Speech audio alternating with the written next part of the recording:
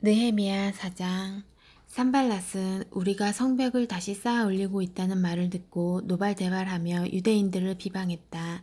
그는 사마리아인 측근들과 군대 앞에서 거침없이 말했다. 이 비천한 유대인들이 지금 무엇을 하는 거냐? 하룻밤 사이에 모든 것을 정상으로 되돌릴 수 있다고 생각하는 건가? 생각만 하면 건축 자재가 나온다더냐? 옆에 있던 암몬 사람 도비야도 합세했다. 그러게 말이요. 도대체 무엇을 쌓겠다는 거지? 여우 한 마리만 올라가도 무게를 이기지 못하고 산산이 무너져 버릴 텐데. 느헤미야는 기도했다.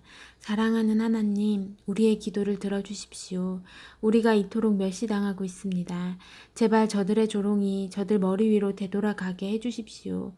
저들의 원수들이 저들을 붙잡아서 다시는 돌아올 수 없는 땅에 전리품으로 끌고 가게 해주십시오. 저들의 죄악을 용서하지 마시고 저들의 죄를 없애지 마십시오. 저들이 건축자들을 모욕했습니다. 우리는 성벽을 보수하고 쌓는 일에 속도를 냈다. 백성이 마음을 다해 일하여 성벽 전체가 금세 하나로 이어졌고 높이도 목표치의 절반에 이르렀다. 산발락과 도비아와 아람 사람과 암몬 사람과 아스돗 사람들은 예루살렘 성벽 보수가 아주 순조롭게 진행되고 있으며 성벽에 끊어진 곳들이 메워지고 있다는 소식을 듣고 몹시 화를 냈다.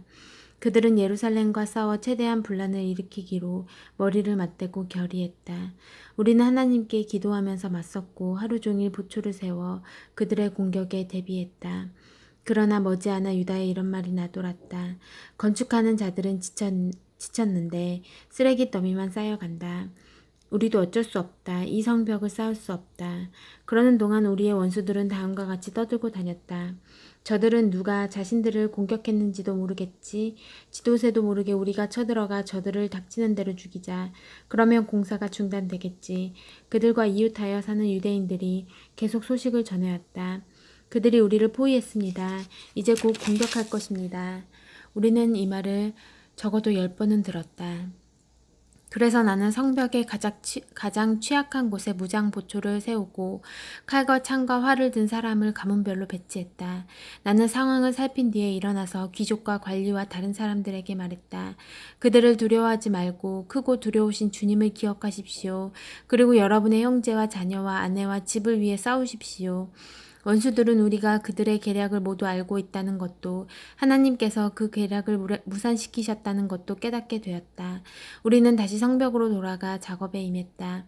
그때부터 우리 젊은이들 가운데 반은 일을 하고 나머지 반은 창과 방패와 활을 들고 갑옷 차림으로 보초를 섰다. 관리들은 성벽 재건 공사를 하는 모든 유다 백성의 후방을 지켜주었다. 일반 일꾼들은 한 손에는 연장을, 다른 한 손에는 창을 들었다. 성벽을 쌓는 사람들은 허리에 칼을 차고 일했다.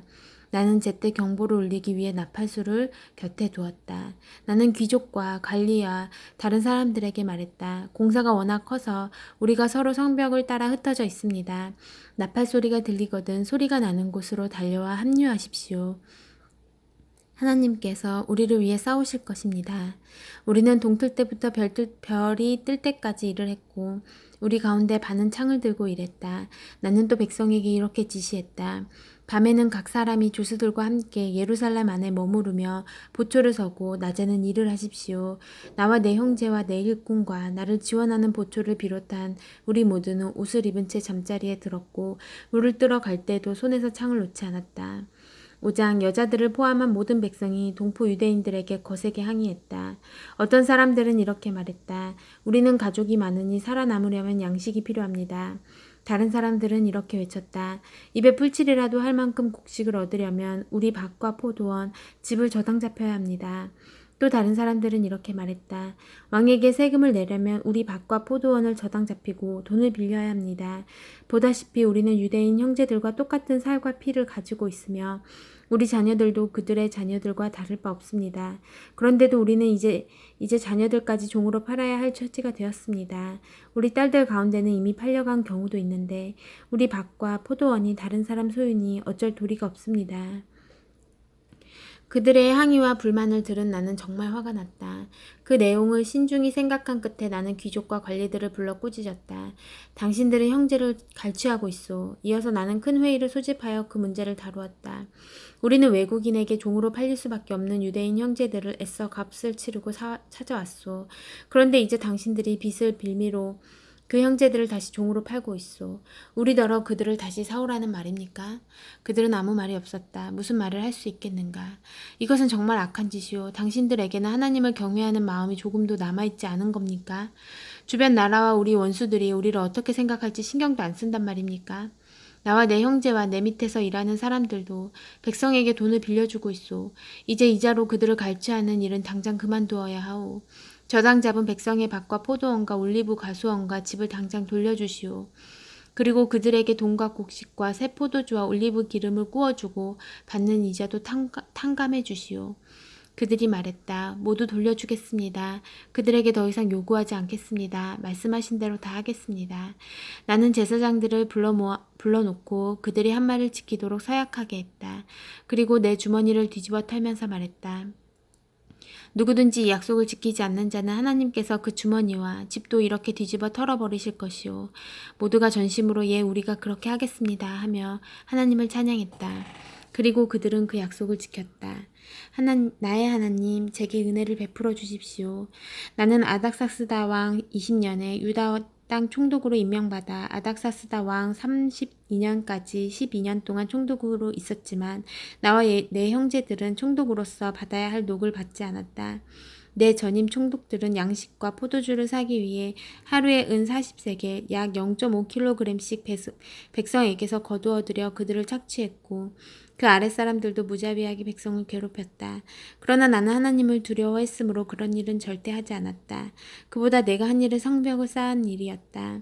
내 모든 부하들도 성벽을 쌓는데 몰두했다. 우리는 사리사욕을 채우고 있을 시간이 없었다. 나는 내 식탁에서 유대인들과 관리들 150명을 먹였고 그 외에 주변 나라에서 오는 사람들도 있었으므로 날마다 황소 한 마리, 기름진 양 6마리, 닭 여러 마리를 준비했다. 열흘에 한 번씩은 많은 양의 포도주도 마련해야 했다. 그런데도 나는 총독이 받아야 할 녹을 받지 않았다. 백성의 삶이 이미 몹시도 힘겨웠기 때문이다. 나의 하나님, 제가 이 백성을 위해 행한 모든 일을 기억하시고 제게 은혜를 베풀어 주십시오. 6장 하나님 제게 힘을 주십시오. 내가 성벽을 다 쌓아 올려 더 이상 성벽에 끊어진 곳이 없게 되었다는 말이 산발락과 도비야, 아랍 사람 게셈을 비롯한 우리 원수들의 귀에까지 들어갔다. 아직 성문에 문짝은 달지 않은 상태였는데 산발락과 게셈이 내게 전가를 보내왔다. 오늘 골짜기 그비림으로 오시오. 거기서 좀 봅시다. 나는 그들이 나를 해치려고 수작을 부리는 것을 알고 심부름꾼을 돌려보내며 다음과 같이 전했다. 나는 지금 큰 공사를 하고 있어 내려갈 수 없소. 어찌 이 일을 중단하고 당신들을 보러 간단 말이오. 그들은 4번씩이나 같은 전가를 보내왔고 그때마다 나도 같은 답변을 했다.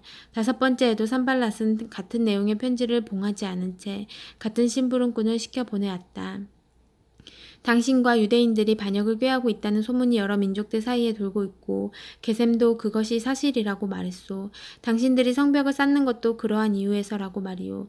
당신이 왕이 되려고 하고 있으며 유다의 왕이 있다고 예루살렘에 공포하기 위해 예언자들까지 세웠다는 말을 들었소. 이제 이 일은 모두 왕의 귀에 들어가게 될 것이오. 그러니 우리가 함께 앉아 대화할 필요가 있지 않겠소? 나는 심부름꾼을 돌려보내며 다음과 같이 전했다.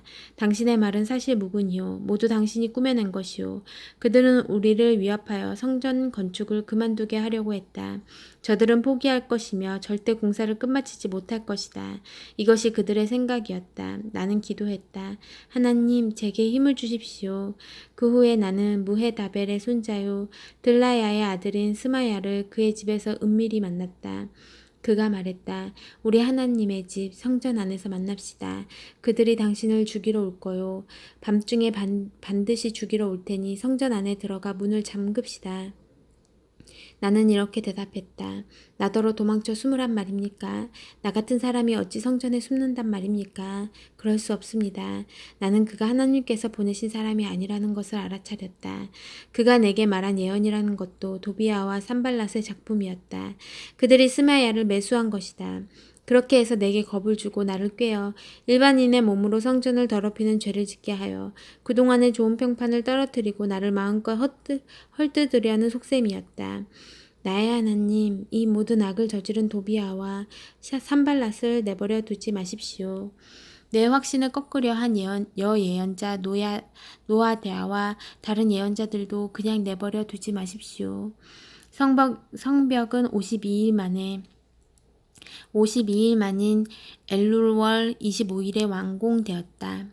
우리의 모든 원수들이 이 소식을 들었고 주변 모든 나라가 이 일을 직접 보았다. 그제야 원수들의 기가 완전히 꺾였다. 이 일의 배후에 하나님이 계신 것을 알게 되었기 때문이다. 그 기간 내내 유다 귀족들과 도비아 사이에 편지가 오갔다. 그는 아라의 아들 스가냐의 사위인데다 그의 아들 여호하난도 베레게야의 아들 무술람의 딸과 결혼한 터라 많은 유대 귀족들과 친분이 있었다. 그들은 그가 행한 좋은 일들을 내 앞에서 떠벌렸고 반대로 내가 한 말들을 그에게 일일이 보고했다. 그러면 도비아는 나를 위협하는 편지를 보내곤 했다. 아멘.